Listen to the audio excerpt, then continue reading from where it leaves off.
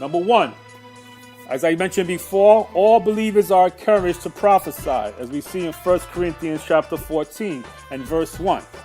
The second thing we also notice is this: all believers are encouraged to desire the gift, which we see in 1 Corinthians 14 verse 39. The third thing we see is all believers are encouraged not to despise the gift. And we see this in 1 Thessalonians chapter 5 and verse 20. And fourth, we see that believers filled with the Holy Spirit can immediately prophesy. And we see that in Acts chapter 19 and verse 6. And lastly here, as far as a guideline, we notice that often the gift of prophecy combines with a word of knowledge, like I mentioned before, to give revelation about an individual or an entire congregation.